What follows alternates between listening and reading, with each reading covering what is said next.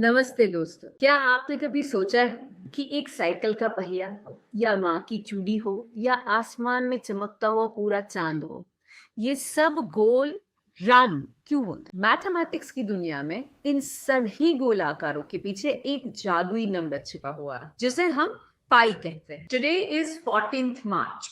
आज 14 मार्च है, यानी दुनिया भर में मनाए जाने वाला pi day, international day of mathematics. लेकिन क्या आप जानते हैं कि इस पाई के रहस्यों को सुलझाने में सबसे बड़ा योगदान हमारे प्राचीन गणितज्ञों का था। चलिए आज इस इतिहास के पन्ने को पलटते हैं। तो ये पाई क्या है? इन एक्सट्रीमली इजी लैंग्वेज, पाई एक रेशियो है। If you divide circumference of a circle by diameter of a circle, you shell get the number पाई। मतलब कि आप कोई भी सर्कल की, कोई भी वर्तुल की परिधि यानी कि बाहरी सीमा यानी कि सर्कमफेरेंस को उसी के डायमीटर यानी कि व्यास से डिवाइड करते हैं तो जो नंबर मिलता है वही है पाई ना। अभी सर्कल चाहे छोटा हो या बड़ा हो, कोई भी रेडियस का हो, कोई भी डायमीटर का हो, पर ये रेशियो हमेशा पाई ही होता है, जो है 3.14 जितना। एग्जैक्टली नहीं, लगभग। लेकिन इस 3.14 तक पहुंचने का असली सफर भारतीय धरती से शुरू हुआ था। जानते हैं उसके बारे में? जब जीरो दिया मेरे भारत ने, तब दुनिया को गिन दिया। तो भारत ने सिर्फ जीरो नहीं दिया है, बहुत से ऐसे मैथमेटिकल कॉन्सेप्ट्स को उजागर किया है in front of the world कि वर्ल्ड के अलग अलग कोनों में रहे मैथमेटिशियंस को एक सोचने की राह नहीं है। तो जब वेस्टर्न वर्ल्ड छोटी छोटी गिनती कर रहे थे, छोटे छोटे नंबर से कैलकुलेशंस कर रहे थे, तब उस समय भारत के ऋषि मुनि अरबों खरबों की बात कर रहे थे, अरबों खरबों की गणना कर रहे थे।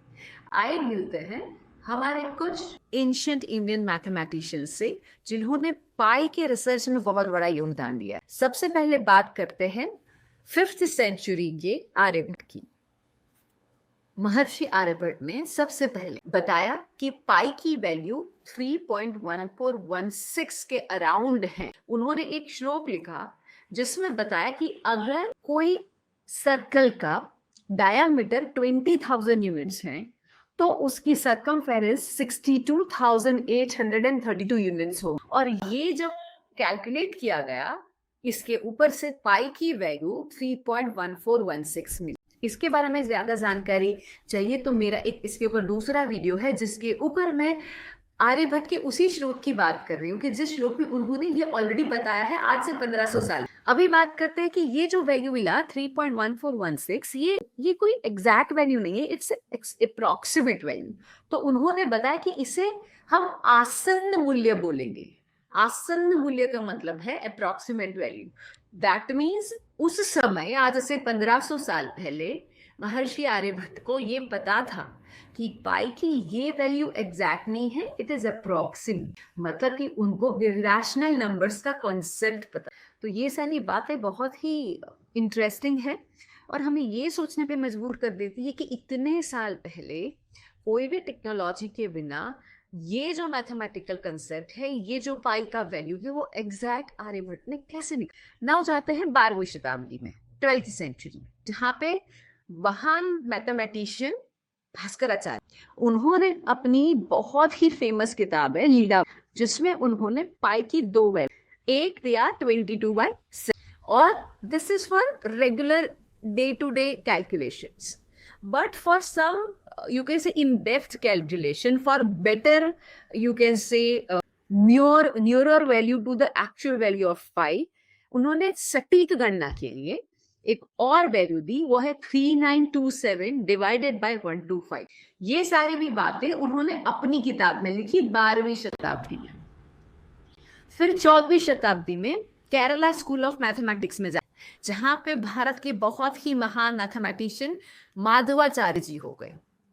तो ये जो माधव थे, उन्होंने इनफाइनाइट सीरीज ऑफ 17 डेसिमल तक की वैल्यू कैलकुलेट, और ये जिस सीरीज से निकाली थी उनको माधव सीरीज के नाम से जाना जाता था। उसके ऊपर आफ्टर 300 ईयर 300 ईयर्स वो माधव जब हो गए उसके 300 साल के बाद जेम्स ग्रेगरी एंड लेबनीज नाम के दो और मैथमेटिशियन हुए।